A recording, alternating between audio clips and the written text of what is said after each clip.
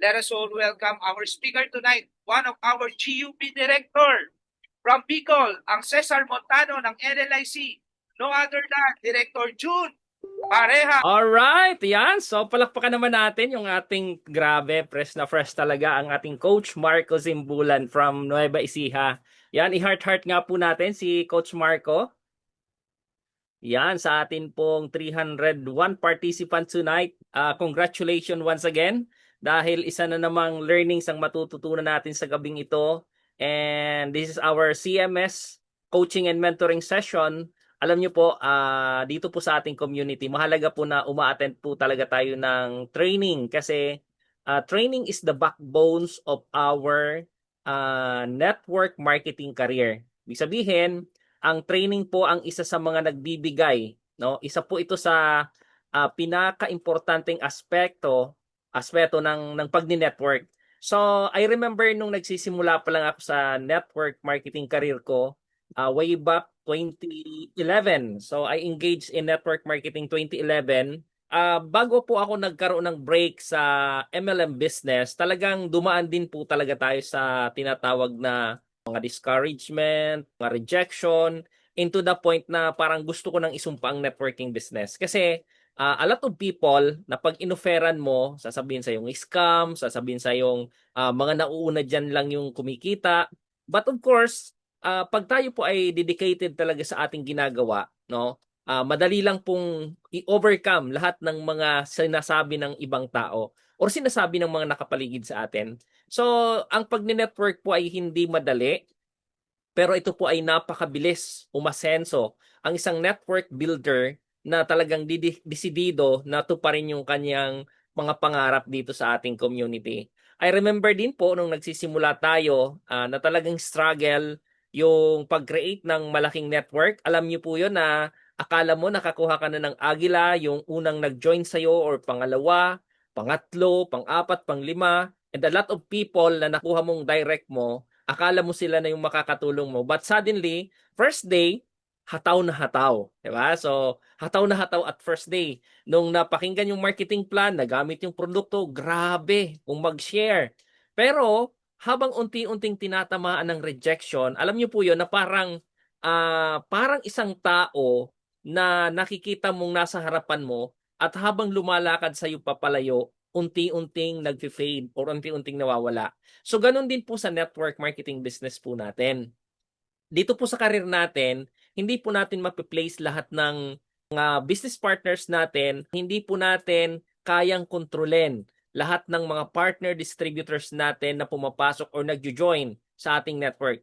So ayan, once again, welcome po sa ating CMS program, and this is Director June Pareha na mag-share po sa inyo ngayon ng wisdom and knowledge about sa ating pong pag-network. So to start with, paano nga ba magpa-pay-in? Ito yung maraming tanong natin or tanong ng karamihang network builder na paano nga ba magpa-pay-in? Especially doon sa mga partner distributors natin na magagaling magpa-pay-in.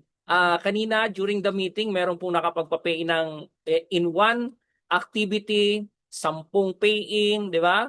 So, but sometimes, hindi po madali yung magpa-pay-in. Pero the question na paano ba magpa-pay-in, dapat tayo mismo po natin sagutin yan.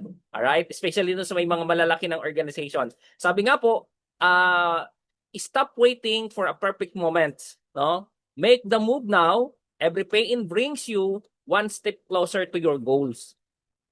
Lagi po nating tandaan na sa pagpapa-pay-in, kailangan po natin ng extra na movement or sinasabi po natin na pagka ikaw ay nagpipresent, no? Or especially pag ikaw ay kasama mo si upline, mahalaga po ang portion or mahalaga po yung party mo sa pagko-close ng deal. Ang tanong, again, gusto mo bang kumita ng malaki? Minsan, OA na po itong question na to, diba? Pero, kailangan po pong itanong. Kailangan mo pong malaman at kailangan mong matutunan yung question na to. Alright? Kadalasan, doon sa mga kinakausap natin, nako-culture shock sila doon sa mga idinidiscuss nating milyon-milyon. That's why, very important na tanungin mo sila kung gusto mo ba nilang kumita dito kay LLIC. It's very important question na sabihin man nating OA, di ba? Overacting tayo kasi normally lahat ng tao gustong kumita ng malaki. But sometimes, dahil po doon sa tinatawag na small basket of income, hindi po nila magawang kumita ng malaki dahil naka-fix yung kanilang income. So that's why lahat ng mga, for example, mga empleyado na o-offera natin ito, alam mo kung paano itatanong ang gusto bang kumita ng malaki. Okay? So napakalaga po nun. But of course, very important din na sa mindset natin, pag tinanong mo na sa sarili mo, gusto ko nga bang kumita na talaga ng malaki? 'Di ba? So, even before, no, ito yung tanong sa akin ng upline ko, maraming naging upline sa different companies, ang laging nagre-remind sa akin or laging na-retain po sa akin yung question na gusto bang kumita ng malaki. Ang lagi kong sagot, yes na yes. Alright? So dahil dyan, ang na next question na pag gustong kumita ng malaki, paano ka kikita ng mas malaki? Alright? So number one, kailangan po natin ng tinatawag na grupo.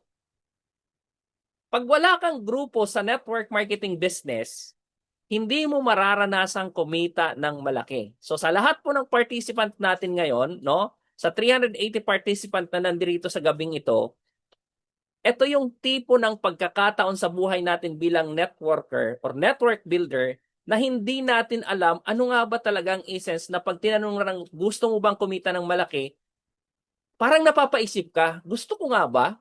At paano nga ba kumita ng malaki? So tinuturuan tayo ng step by step but sometimes hindi po natin sinusunod or pilit to talaga natin hindi natin gustong sundin dahil hindi natin gustong malaman ano mga sikretong ito. So kung gusto po natin kumita ng malaki sa network marketing career natin, kailangan mong magkaroon ng grupo.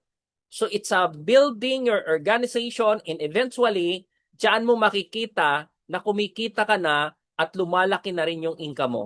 Try to imagine kung every now and then itong mga taong nasa grupo mo, araw-araw nagpapapay in. So hindi mo na matatanong sa sarili mo, paano nga ba magpapay in?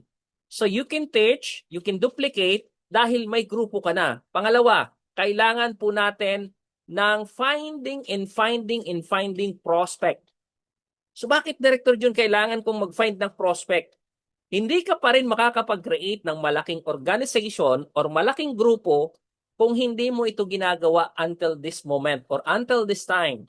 Yes, umattend po tayo ng training, umattend tayo ng CMS, ng coaching and mentoring session, ng LDO, ng LBOP, but ang tanong, nakakapagdala ba tayo ng prospect doon sa online or offline presentation ni upline or even you?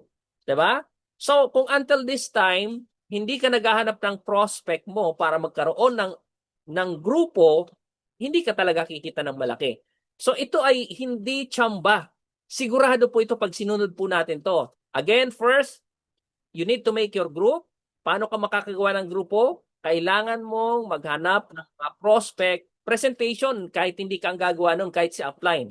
Mag-set ka ng maraming prospect na ipapakausap doon sa upline mo or sa mentor mo. Pangatlo is network marketing activity. Try to imagine kung nakapag-build up ka na ng grupo mo, Luzon, Visayas, Mindanao, ganyan karami ang kumakausap na leader mo. Hindi lang ikaw yung gumagawa ng activity. 'Di ba? Imaginein mo meron kang Visayas, meron kang Mindanao, meron kang Luzon, meron kang South Luzon, meron kang North Luzon, 'di ba? Meron kang abroad. Try to imagine ng mga taong ito nagki-create ng activity katulad mo. So very important po ito. Hindi po basta-basta. Kumbaga, it's a pattern. It's a way how you can create your momentum doing network marketing career.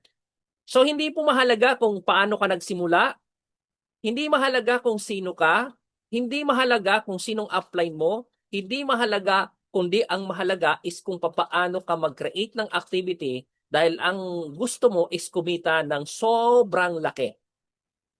'Di ba? So kung ito yung sikreto, abay kailangan na nating maging urgent na gawin ito.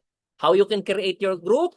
Create your prospect or find your prospect. And after that prospect, create your activity. Pag nakagawa ka na ng grupo mo, paano mo sila i-handle na mag-create din ng activity? And the very good question po dito or ang tama pong kailangan, no, nataglayin po natin is we call this attitude is the key. Kahit gaanong turo po natin or kahit gaanong turo sa iyo ng mentor, ng coach mo, ng upline mo, kung still hindi mo itino-turn into action, magiging drawing lang po ang lahat ng itinuturo natin dito sa inyo.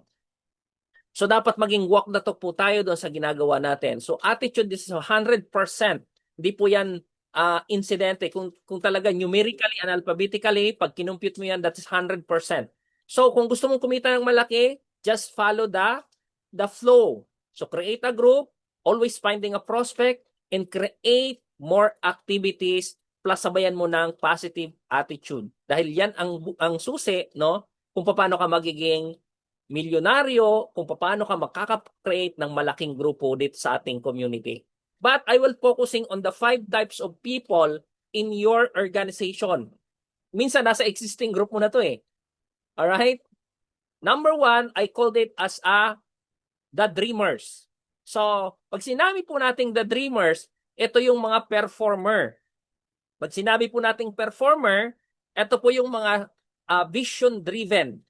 So vision-driven po sila. Hindi yan tinatablan ng mga rejection. Hindi yan tinatablan ng mga discouragement. Ibig sabihin, these people nag-join sa ating community dahil meron silang nakikitang big picture. Kasi ang network marketing business, hindi lang po ito ngayon sa mga unemployed, walang trabaho, mga hindi nakapag-graduate. Hindi na po ito ngayon. Sa all walks of life, ang network marketing is para po sa lahat. So, one of the people na makikita mo sa team mo is that dreamer or performers. Ito yung may mga malalaking goals. Ito yung may short-term goals. Ito yung may mga long-term goals na ginagawa. Ito yung gustong magkaroon ng time freedom. Alright? Ito yung makikita mo. Pag nakita mo na to sa team mo, huwag mong hahayaan na hindi ma-hit yung kanilang mga gino-goal set. Dahil ang gusto nila, time freedom and financial freedom. Maging stable yung kanilang finances and at the same time, matulungan nila yung kanilang mga pamilya. So, kailangan ito ng guidance ni upline. Kailangan ito yung structure of the dreams na kailangan i-turn into action. Sa madaling salita, itong mga dreamers or performer, ito yung inaalagaan mo dapat sa team mo. Alright? So, mahalaga po ito. It's very important. Why? They know where to go and what to do and this is really pushing. So ito yung tipo na kahit walang pay-in, hindi makapagpa-pay-in, tuloy pa rin ang pag-perform. Ito yung mga hindi natatakot na ma-reject. Ito yung mga taong hindi natatakot ma-discourage. Ito yung mga taong natatakot na kahit walang pamasahe, go pa rin sila. Na kahit may i-meet up sa Starbucks, i-meet up sa coffee shop, kahit wala siyang pang-libre doon sa kanyang i-meet up, ipupush niya pa rin yung sarili niya. So ito yung kailangan mong alagaan sa team mo. And you can find it, no? Normally, pag may team ka na, pag wala ka pang team, hindi mo ito makikita. Alright? So that's very important po na alagaan natin itong mga tao na to. He takes full responsibility for the job that is thereby helps the team tremendously. Ibig sabihin ng tremendously, itong sobrang napakalaki, no? Napakagaling na nagiging team mo dahil natutulungan mo na ang bawat membro mo down the line ng organization mo. So if you can find or kung nahanap mo na ito sa team mo, wag mong hayaan na mawala yan. Wag mong hayaan na bumaba ang momentum niyan. But of course, nandyan pa rin yung senaryo na hindi ikaw yung tutupad ng pangarap niya. Lagi po nating tatandaan, kahit dreamer yan, no? Still siya pa rin ang magtutupad ng pangarap niya dito sa ating community. Tayo lang yung tutulong sa kanya para makaabot siya dyan sa top. Try to imagine kung siya ang ina-award natin for the anniversary. Diba? Tapos lahat ng mga, or kung ikaw yan, nandiyan sa tuktok, diba? Because you are a dreamer. So kailangan yung goal set mo, hindi mo i-goal na 100,000, 200,000, 500,000, mas malaki, mas mabilis yung asenso ng bawat team under your organization. So that's number 1. And number 2, tinatawag ko po itong action taker. Pag sinabi po nating action taker, they are the people who has effective doer. Ito yung mga go-getters na mga tao. Yung wala silang iniisip, gawin lang talaga ang negosyo. Ito yung mga they move fast. Di ba? Ito yung mga tao na hindi sila natatakot na mag-fail. 'Di ba? May kasabihan nga tayo, 'di ba? Wag kang magmamadali, bilisan mo lang. Ito yung mga tao na 'yon na hindi nagmamadali pero mabilis gumalaw. Ito yung mabilis na kahit hindi mo utusang mag-invite, hindi mo sabihang mag-invite, nag-i-invite, nagpo-prospect.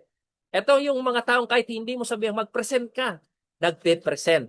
Ito yung mga taong kahit hindi mo sabihan na i-close deal mo yung kaibigan mo, yung nanay mo, yung tatay mo, sila na mismo ang nagsasabi na ipasok ko kayo yung anak ko, ipasok ko kayo yung pamangkin ko, ipasok ko kayo yung ate ko, ipasok ko kayo yung asawa ko. Yan yung mga taong action taker.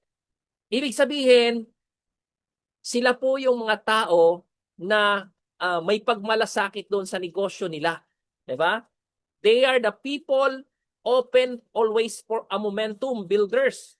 Ito yung mga tao na hindi mapakali sa bahay, sa upuan, na walang nagagawa, na walang activity. And you can call it na yan yung team mo. Yan yung mga taong kailangan mong pasalamatan, di ba?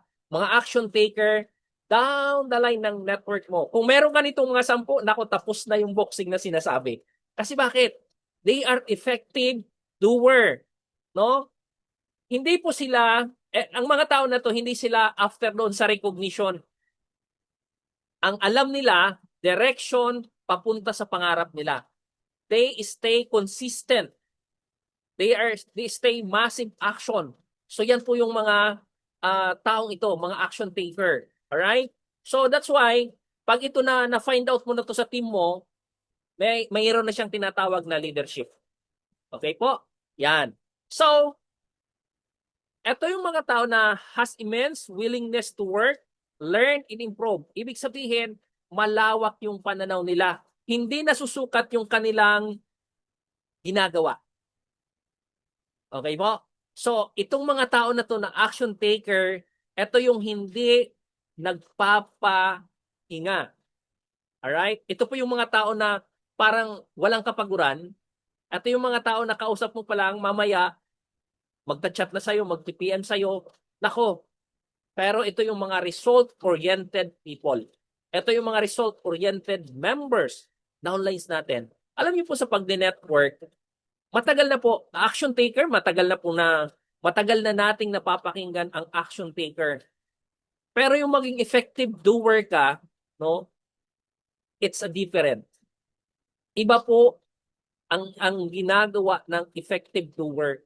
Kahit action taker ka, kung hindi ka effective doer, no, ibig sabihin, tira ka lang ng tira, pero hindi mo tinitingnan ano yung nagiging resulta. Sa network marketing business po, very important yung strategy. Yung techniques na kailangan po natin gawin. That's very important sa pag-network po natin. Ibig sabihin, with correct guidance and training, he will be a future performer. Itong mga action taker na to. So, pansamantala, dapat makita po natin to sa ating sarili. Dapat nakikita natin to na ganito pala. Dapat pala ganito ako. Dapat pala ito yung ginagawa ko. Dapat pala action taker ako. Dapat pala effective doer ako. Dapat pala willing ako na mas palakihin, na mas lalong pagalingin ang sarili ko sa larangang ito. Diba? So, kasi network marketing business is hindi po, sabi ko nga po sa inyo, hindi po ito hula-hula. It's a science. So kung naniniwala ka sa science, magkakaroon ka ng malaking resulta dito. The law of universe, no? Ang tinatawag po natin na pagka ibinigay sa iyo ng universe, yung gusto mo, pagtatrabahuan mo lang yan.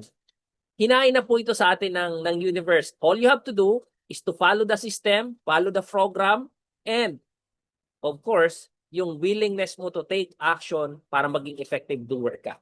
Alright? Number 3, the complainers. Sino? Meron pa dito? Meron ba tayo nito sa team? Ito yung mga less effective doer. The complainers. Marami po sa atin, pag sinabi po nating the complainers, no? Ito yung mga tao na negative, positive. Nagko-complain siya dahil may nakikita siya na pwedeng gamitin yung mga wisdom niya. And bakit negative? Sometimes itong mga complainers na to, one-sided. Alright? Naghahanap lagi sila ng rason na para maparating lang sa iyo na mahirap mag-network. Na it's very hard to do networking business. Nagko-complain sila dahil hindi makapag-product demo dahil ang kailangan pala kasama ka. 'Di ba?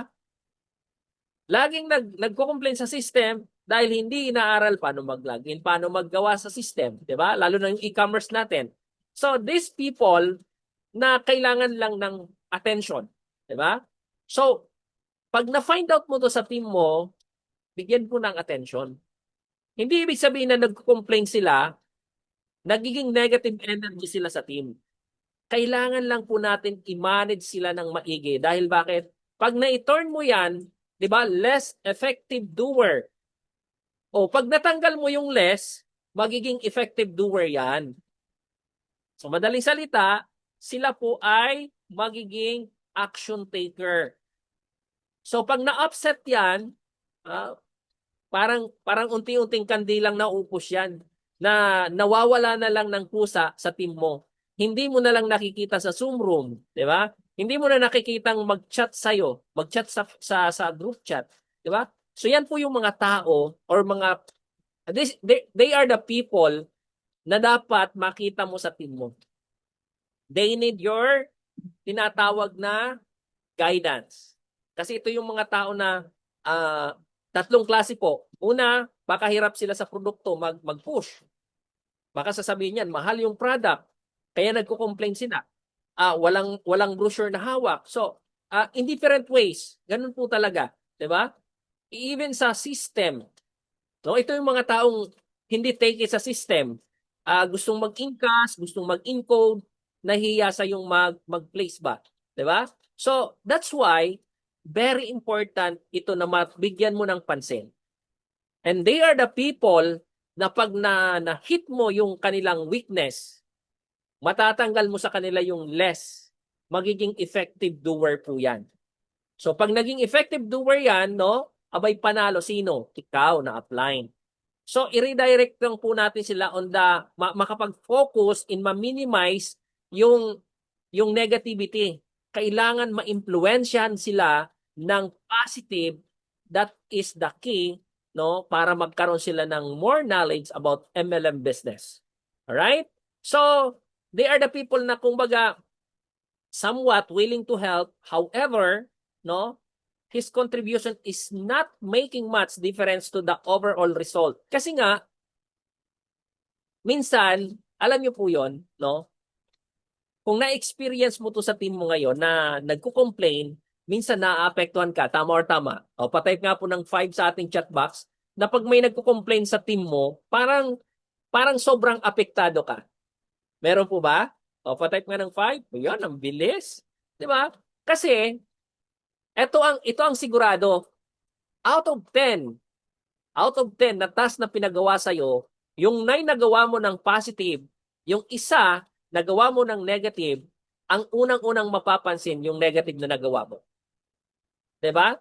Ganun din po sa success. No? Out of 100 people na downline mo, pag may isa dyan na kumita ng 1,000,000, siya yung maha-highlights. That's why, you have the two option. Maging highlights ka na ikaw yung nag-fail or maging highlights ka sa team mo na ikaw yung nakahit ng first million doing LLIC. So, ganun lang po kasimple yun. Right? It's either ma-highlights ka as a negative impact or ma-highlights ka na positive impact. So, go for the positive impact. Kasi, mahalaga po at importante po yun na matutunan natin while we are doing the network marketing business. So, marami po sa atin ang talagang hindi na matuto ng mabilis, no? May mga slow learner, no? Meron naman pong sobrang bilis matuto sa pag-network. Kasi tinuturo po natin, di ba, yung one on the left, one on the right. Very effective po yun. So, wag po nating pansinin yung mga negative energy na yan. And number 4, yan, the learners. Ito yung mga potential trouble source in your team. Ito yung pag learner kasi, no? Mahalaga po ito kasi ito yung mga magiging katuwang mo in your team, in your organization. Na in your absence, sila yung magiging present. Sila yung makakatulong mong magturo doon sa mga newbies in your organization. They are the people na willing to start all over again.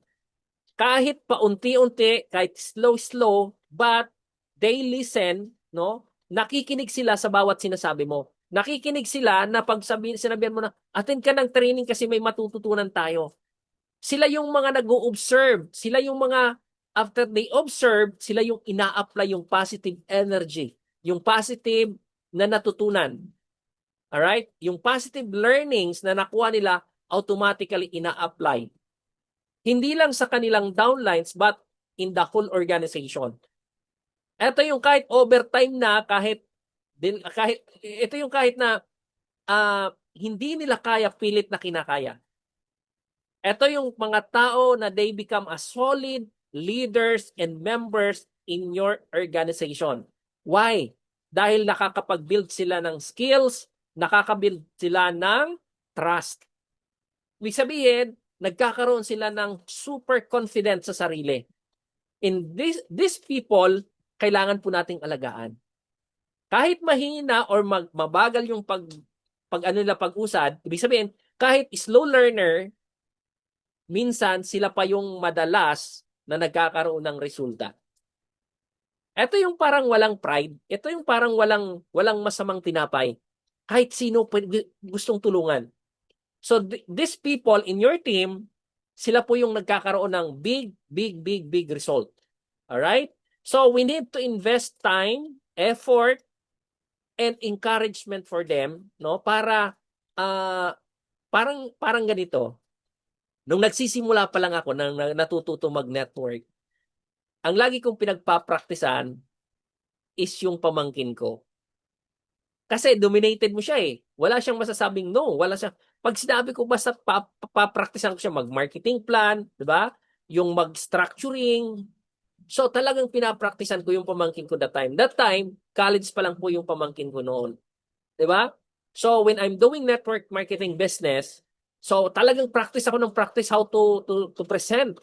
Yan talagang minaster ko, paano mag-present ng binary, paano mag-present ng multiple structure, paano mag-scenario ng times 3, times 5, times 7, times 10, up to times 10, di ba? So paano mag-scenario ng ganon?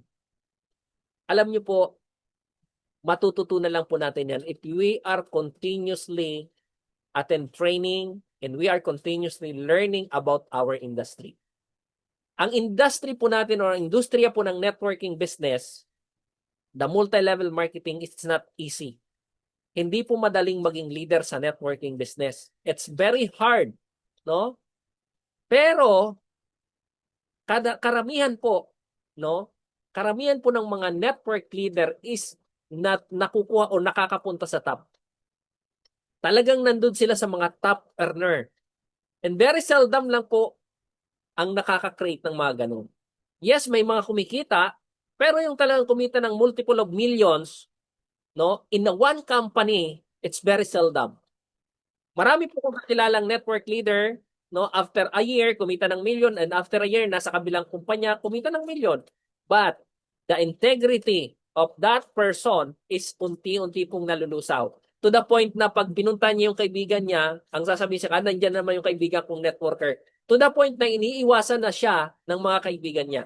So, wag po nating hayaan na maging katulad tayo ng ganon. So, continuous learning about the business, continuous learning how to persuade people na kahit hindi mo utusan, hindi mo magsabihan, kusang may palo, kusang gumagawa. Alam niyo po, ang isang leader pag kumikita yan, no, wala na pong sabi-sabi. Gagawin at gagawin niya yung mga network marketing program na yan. And that's very important sa pagiging leader. Alright? Yan. And last, no? He goes up and down and alternates between helping and destroying. So itong mga learners, nagiging mediator sila ng team. Kumbaga nasa middle. Sila yung mga nagpa-fire up doon sa mga kumbaga sumisira sa ating community. Minsan itong mga maraming natututunan sa network, sila pa yung magagaling mag-explain. Especially pag nega na yung kaibigan, nega na yung network leader, nega na yung downline, nega na si crossline. Sometimes ito yung mga mediator, ito yung mga tumutulong para ma-facify yung ating pong mga members. And they are the people, yung influence nila, no, makes work harder and less predictable for others. Sa madaling salita, itong mga learners, ito yung kadalasan na nagkakaroon pa ng sobrang laking result kaysa doon sa sobrang maingay na ano lang, kumbaga panandalian lang yung resulta. Yes, kumita ngayong buwan, but next month wala na. Pero talo po yan ng mga learners na exponential yung kanilang income. Yes, at first month maliit, pero gradually, lumalaki at palaki ng palaki yung kanilang mga incomes. Alright? And number 5, yon, dito na tayo. The waiters. Ito yung observers. Meron ba nito sa mga teams natin? Can you please type number 3 sa ating chat box? Yung parang, ito yung mga musmusa sabi nga, no, na minsan itong mga observers, positive, negative din po ito. Inihintay lang na kung kailan ka babagsak. Pero, tingnan natin in a positive way. Hinihintay lang ng mga observer na kumita ka ng malaki dahil pag kumita ka ng malaki at na-prove nila, saka sila hahataw. Diba? Ito yung mga leader na members na too good to be true. Na pag in-explainan mo, kahit kitang-kita, nakikita sila, sasabihin pa rin sa sarili na, ay, di naman dyan kikita yan. Okay lang, pagbigyan ko si friend. Mag-pay in lang ako ng isang basic, okay na yun, napagbigyan ko. Pero, willing to earn. They are willing to earn. No? Itong mga waiters na to. So, ito yung mga undecided pa sa pag-network in the field of networking business, no? Ito yung kahit uma-attend ng training but they have the doubts, no? They have the hesitation. They have the hesitation to act, no? Hesitate sila na gawin ang negosyo dahil wala pang napo-proof sa'yo. So pag sinabi po nating observer, no? They are the people, they're still deciding if MLM will really work for them. So sila yung mga tao na nag-iisip na pwede ba talaga sa akin yung network marketing business? It is really work for me, no? Mag-work ba ito para sa akin na may trabaho ako, may negosyo na rin ako? Tandaan po natin, every person na nami-meet natin or every person in our team, they are all need money. Wala pong sumusobrang pera sa bawat individual. So alamin lang natin yung weakest point nila. Alamin natin kung saan natin sila makukuha, mahuhook yung weakness nila para ma-persuade at maturuan natin na ma-work out sa LLIC. Kasi majority or some of the members ay hindi gumagalaw dahil they have the hesitation about the MLM industry. So, pero kung leader na yan, walang mga hesitation yan. Talagang go lagi yan. Di ba? So, lagi po natin tanda na ang pagiging network builder ay hindi po madali.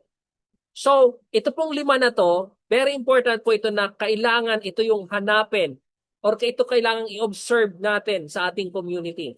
So, they are attend trainings but they hesitate to act. Just watch success happen. Others make it happen. So sila yung mga taong naghihintay ng resulta ng iba dahil pag may nakita na silang may nagkaroon na ng resulta, that's the time na mag-work out na. Try to imagine, no?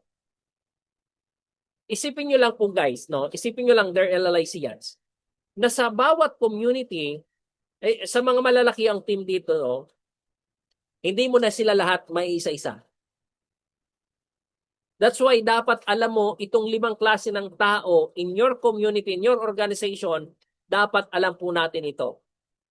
These people na kailangan po nating i-treasure.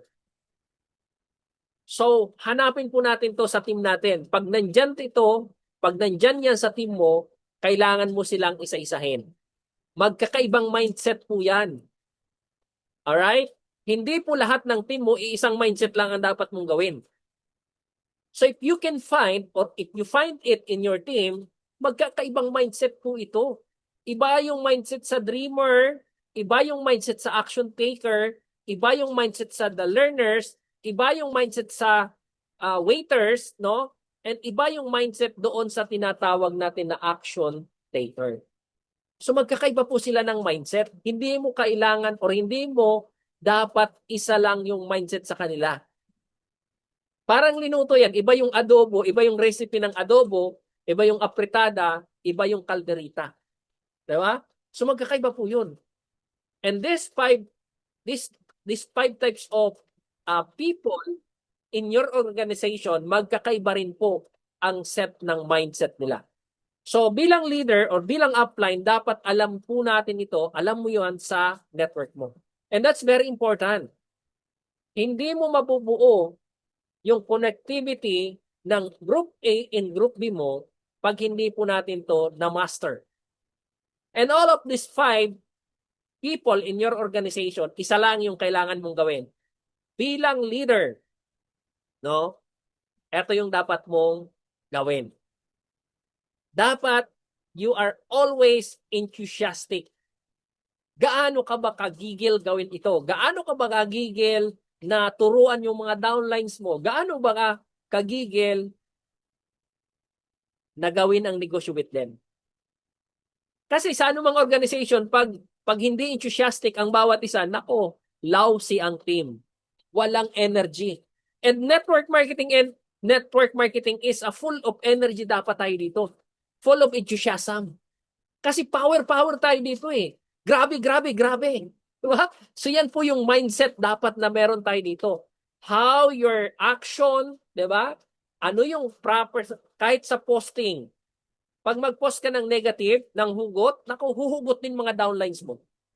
Lahat ng under your organization, makikita yung posting mo. Pero kung nagpo-post ka ng mga positive quotes, no, energy, and pag tumawag ka, grabe yung energy mo. Kasi niyo po, kung ang training na to, no, hindi enthusiastic yung boses at pag deliver ko, wala na. Unti-unti na kayong mawawala sa Zoom. So, kung magpapapekto ko sa kulog, kidlat, ulan sa labas, baka in-stop ko na yung training na to. Diba? Very important po yung pagiging enthusiastic. Why? The greatest benefits of enthusiasm is that it is an infectious, and so when in the enthusiastic, you also inspire others. Therefore, they will do the task with more focus and aplomb. So this has hastened your journey towards your success.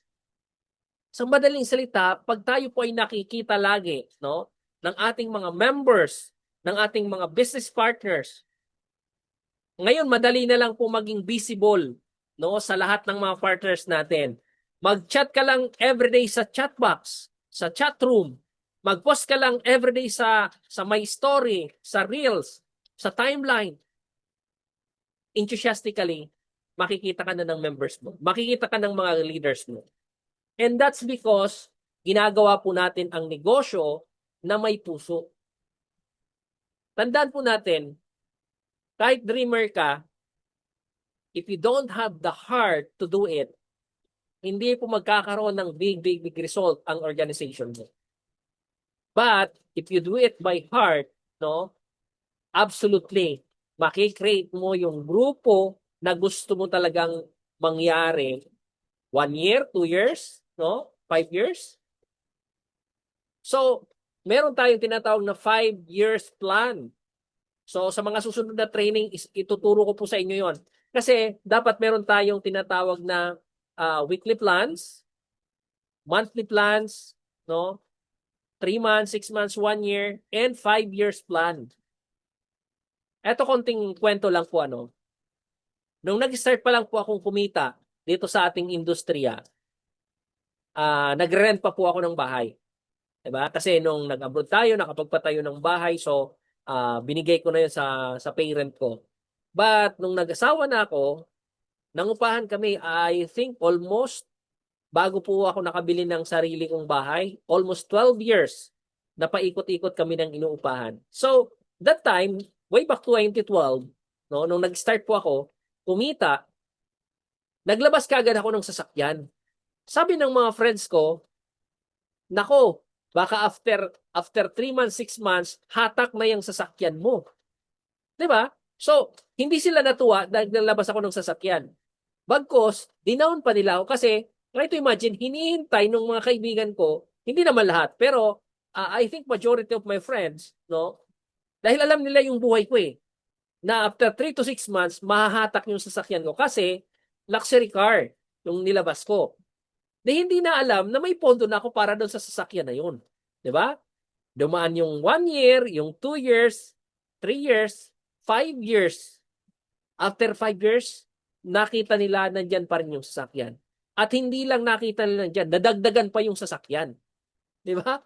So try to imagine, kung ako nagpadala doon sa negative na yon, baka hindi ko na nagawa or baka hindi ko na ginawa ang networking business. Alam niyo po, ang magpapatibay sa atin, ang magpapalakas sa atin, hindi yung resulta na nakikreate natin araw-araw.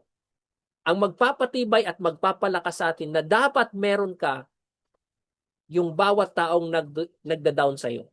Yung bawat tao na nagsasabi na wala kang mararating dito sa networking business career mo. Dapat yan yung magiging stepping stone mo. Dapat yan yung magiging motivation mo. Dapat yan yung magiging every now and then, tatatak sa sarili mo na dapat magkaroon ka ng resulta. And bilang leader, kailangan magkaroon ka ng project leader. So ganun dapat yung mindset natin. Unahin natin yung leaders natin na kumita. Kasi eventually, kung anong kinita nila, magiging doble yung income nyo. Magiging doble yung income natin. Alright? So I hope and pray na may natutunan po tayo sa ating training for tonight. And alam ko po na ang bawat isa ay talagang grabe, gigil na matutunan ang bawat slides na isinishare po natin. So tandaan po natin that the 5 kinds of people na nasa organization mo na kailangan po nating tutukan at bantayan at alagaan. Very important po ito. The kind of people to choose in MLM industry. Unang-una, piliin po natin yung mga tao na may similar values with us. Pangalawa, choose the people with the common goals. Hindi ito yung direction mo, pero siya, kung baga ikaw pa kanan, siya pa kaliwa. So hindi kayo mag-jibe. 'Di ba? Hindi kayo magtutugma sa isang destinasyon. So choose the people that are committed. Na whatever it takes, magiging PKP siya, patay kung patay until na mahit yung big earnings. And at the same time, yung action taker. So, kung itong 4 na to, nandyan sa taong nasa organization mo, malaki yung tsansa na mahit mo yung first million mo in a matter of 3 to 6 months from now. Especially, kung nahit mo ito through your E6D6. Kung itong 4 na to nandyan sa E6D6 na nakuha mo, nako, ito na yung pagkakataon mo na masasabi mo na, thank you Lord. Thank you LLIC for the opportunity na matulungan yung mga tao na to. So unahin po natin yung mga downlines natin, mga tao natin na kumita sila. Kasi along the way, pag yan ay gumagawa na sa sarili nila without your supervision, siksik-liglig ang umapaw ang pumapasok sa account mo. To God be all the glory. With that, back to you, Coach Marco.